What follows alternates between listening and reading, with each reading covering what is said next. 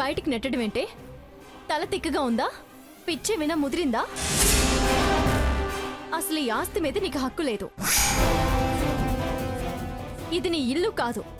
అలాంటిది అమ్మే హక్కు నీకెలా వచ్చిందే? అమ్మ నన్నల్ని బయటికి పంపితే అడిగే వాళ్లే లేరనుకుంటున్నావా?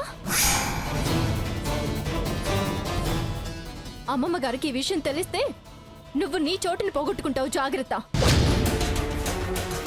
చూడండి భాగీరథి గారు, ఈ ఇల్లు అమ్మే హక్కు దానికి లేదు.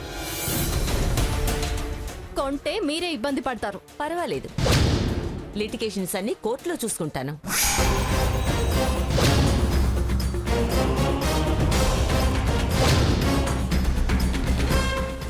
అవసరమైతే హక్కు తేల్చడానికి మంగను కూడా కోర్టుకి ఇడుస్తాను. మంగమ్మ గారి సంగతి పూర్తిగా తెలీదా మీకు? ఆవిడ్ని కోర్టుకి కాదు కదా, ఆవిడ పెంపుడు కుక్కను కూడా కోర్టుకి పిలిపించలేరు.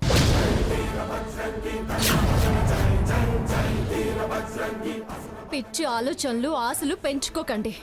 పుట్టగతులు లేకుండా పోతారు. సొమ్ము పరువు రెండు పోగొట్టుకుంటావు. అయినా అమ్మడానికి అదెవరు, కొనడానికి నువ్వెవరు? నువ్వెక్కువగా మాట్లాడుతున్నావు.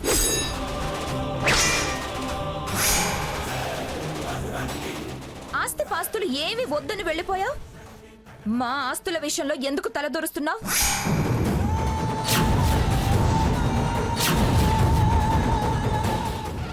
మీరు వాటాలే వద్దని వదిలేసుకున్నాక ఆస్తుల మీద సర్వ అధికారాలు మావి. ఈ ఇల్లు నా వాటాలో వేసుకున్నాను, అమ్ముకుంటున్నాను.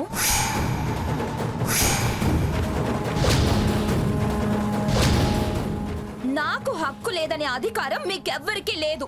వేసుకున్నా తీసుకున్నా అనడానికి ఇదేమి కూరలో తాలింపు కాదు, పిప్పర్మెంటు కాదు, స్థిర ఆస్తి.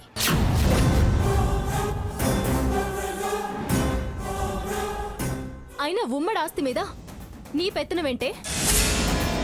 మేం వదులుకున్నా అమ్మమ్మ గారు, తాతయ్య గారు, అత్తయ్య గారు, మామయ్య గారు ఉన్నారు.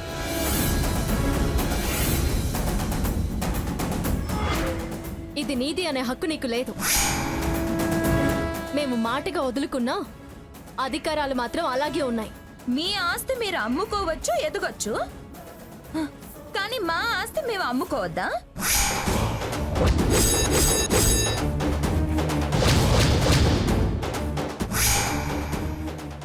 ఇలా అడ్డుపడే అధికారమేనా నీకుంది? ఎవరి అధికారాలేంటో మేము తర్వాత తెలుసుకుంటాం. నువ్వు అడ్డు రాకు. అంతగా నీకు అమ్మా నాన్నల మీద ప్రేమ ఉంటే వెంట తీసుకెళ్ళు.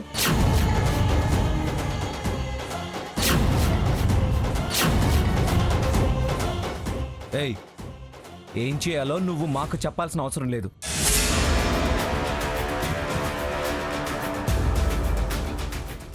తనకే కాదు, వాళ్ళు నాకు తల్లిదండ్రులతో సమానం.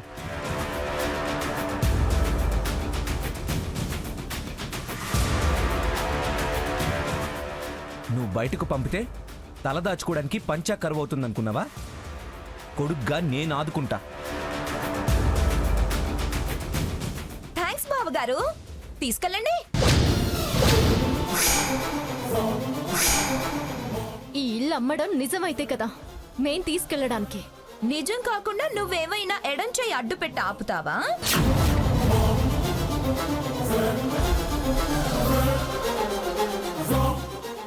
చూడు, వారిని నేను రమ్మన్నాను, క్యాష్ తో వచ్చారు. నాకు డబ్బు అవసరం ఉంది. వారే నా అవసరం తీరుస్తున్నారు. అడ్డుపడి బేరం చెడగొడితే మాత్రం నేను చాలా సీరియస్ అవ్వాల్సి వస్తుంది.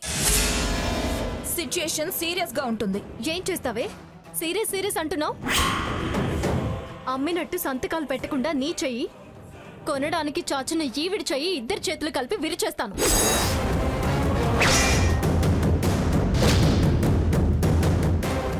మర్యాదగా ఇక్కడి నుంచి వెళ్ళండి భాగీరథి గారు, లేకపోతే ఏం చేస్తానో నాకే తెలీదు. వారు వెళ్ళరు.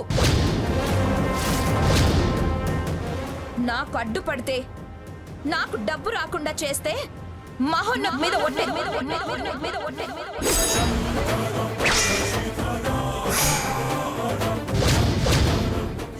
ఓసి దౌర్భాగ్యపుదానా పసిపిల్లాడి మీద ఒట్టేశావేంటే? వాడు నా కొడుకు, నా అవసరం తీరుస్తాడని.